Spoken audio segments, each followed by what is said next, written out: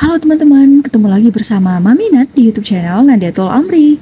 Hari ini saya mau membuat kue chiffon lagi, requestan dari anak-anak seperti biasanya, tanpa mixer, tanpa oven, cuma diaduk, hasilnya luar biasa banget. Ikuti ya teman-teman.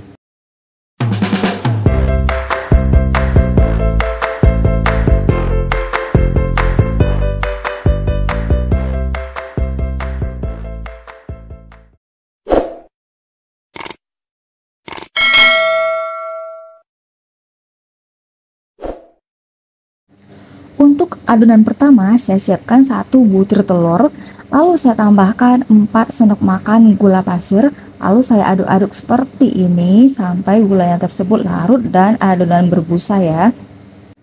Setelah adonannya berbusa seperti ini, lalu saya masukkan 3 sendok makan tepung terigu. Nah, setelah itu saya aduk lagi sampai tepungnya itu larut. Setelah itu saya tambahkan lagi 3 sendok makan tepung terigu lagi. Nah, jadi totalnya ada 6 sendok makan tepung terigu.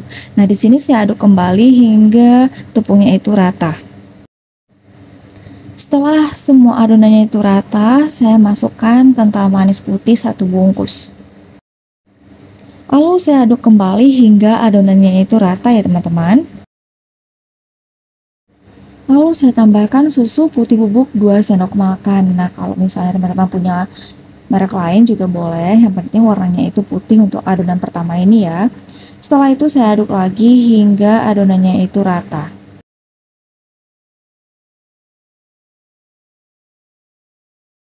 Di wadah lain saya larutkan setengah sendok teh baking soda dengan 1 sendok teh air. Nah, lalu diaduk hingga rata dan saya masukkan ke adonan. Setelah saya masukkan ke adonan ini, lalu saya aduk lagi hingga rata dan baru saya tambahkan minyak goreng sebanyak 5 sendok makan, lalu saya aduk lagi hingga rata ya teman-teman. Terakhir saya ganti dengan spatula, ini memastikan bahwa minyaknya itu nggak ada lagi yang menumpuk di bawah. Nah, jadi diaduk-aduk seperti ini dengan spatula sampai ke dasar-dasarnya itu. Jangan sampai ada minyaknya lagi yang menggumpal. Lanjut saya pakai pasta pandan, di sini saya pakai 3 tetes cukup. Lalu saya aduk-aduk hingga tercampur rata juga. Setelah warna hijaunya tercampur rata, lalu saya diamkan beberapa menit dan saya lanjut ke adonan kedua.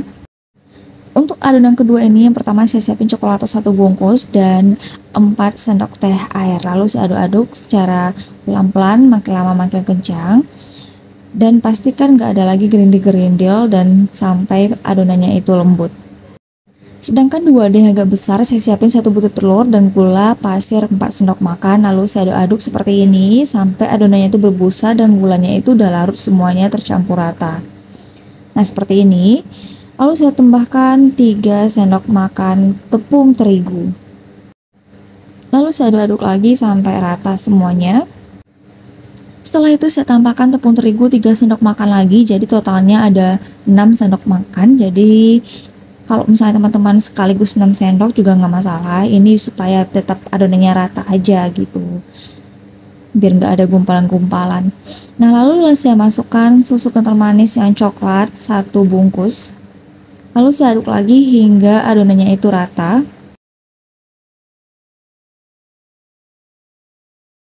Lalu saya masukkan coklatos yang udah dicairkan tadi di awal.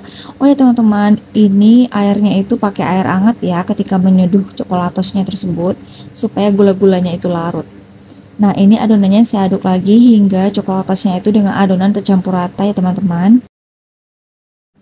Setelah itu saya tambahkan 1/4 sendok teh baking soda, saya tambahkan juga 1 sendok teh air, lalu saya larutkan seperti ini, baru saya gabungkan ke adonan tadi. Ini supaya baking sodanya itu nggak ada yang menumpuk teman-teman.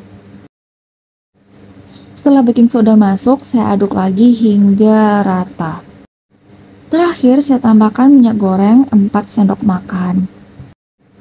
Lalu saya aduk-aduk lagi hingga rata tercampur semuanya minyak gorengnya ini. Setelah itu ini saya mau ganti dengan spatula lagi teman-teman. Nah, dengan spatula ini untuk memastikan banget agar minyak gorengnya itu nggak ada yang menumpuk di bawah. Jadi dia rata semuanya ya teman-teman. Setelah itu saya siapin loyang yang sudah diolesi dengan mentega secara keseluruhan, baik sisi bawah, kiri, kanan.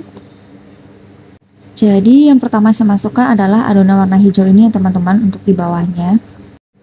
Ini saya meratakan adonannya ya teman-teman. Jadi kalau misalnya untuk yang ke kiri saya miringkan ke kiri, untuk yang bagian bawah saya miringkan juga seperti ini. Nah, jadi dia adonannya itu terisi ke bagian sudut-sudutnya seperti itu.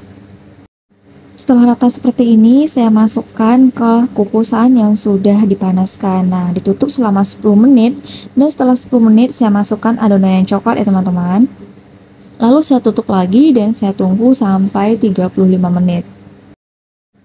Nah, setelah 35 menit, nah ini hasilnya teman-teman. Wow, udah bagus, udah kembang, udah tinggi ya teman-teman. Nah, sekarang kita tunggu dingin dulu ya.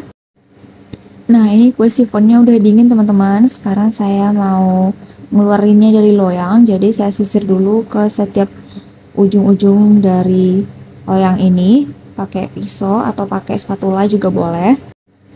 Nah, setelah saya keluarkan ternyata hasilnya seperti ini teman-teman. Biasanya nggak ada ya seperti ini, jadi di bawahnya itu agak lengket sedikit. Nah, itu nggak rata ya teman-teman.